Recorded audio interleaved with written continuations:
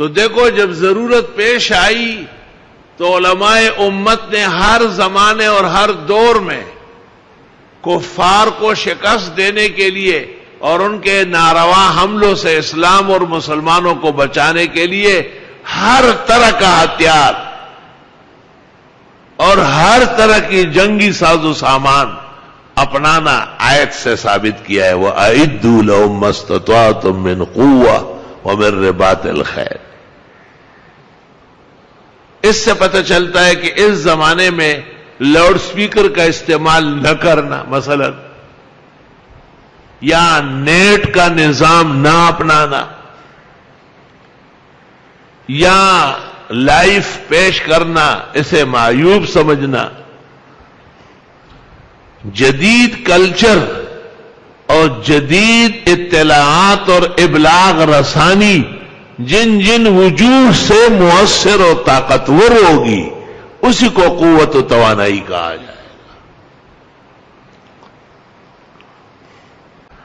فَمَنِ اضْطُرَّ غَيْرَ بَاغٍ وَلَا عَادٍ فَلَا إِثْمَ عَلَيْهِ إِنَّ اللَّهَ غَفُورٌ رَحِيمٌ.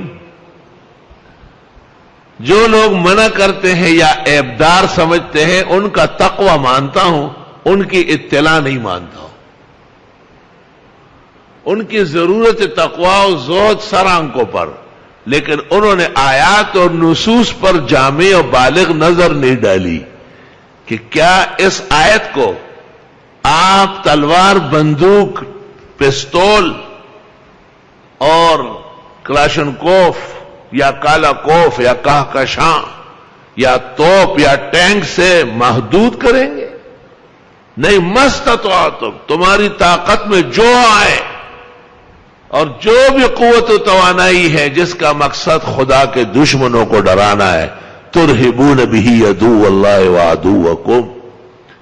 اس آیت سے بھی پتہ چلتا ہے کہ باوجود اس کے کہ ہم ہر طرح تصویر کے ناجائز ہونے کے قائل ہیں اور ہم مصور اور متشکل میڈیا کو آگے بڑھانے میں غمزدہ ہے، لیکن یہ زہر کا گھونٹ درس کو مؤثر بنانے اور مسلمان بھائیوں کو اطلاع طاقت کے ساتھ بہم پہنچانے کے عذر سے ہم اجازت دیتے ہیں. الا من اکرہ وقلبہ مطمئن بالایمان.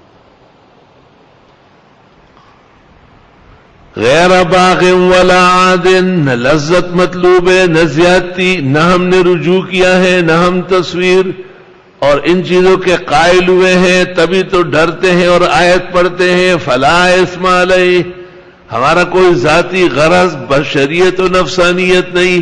امید ہے کہ ہم اس میں گناہگار نہیں ہوں گے بلکہ ماجور ہوں گے. ان اللہ غفور الرحیم. قرآن سمجھنا بھی چاہیے. قرآن نے صرف تقویوں پہ نہیں چھوڑا ہے، فتووں کو بھی آگے بڑھایا ہے.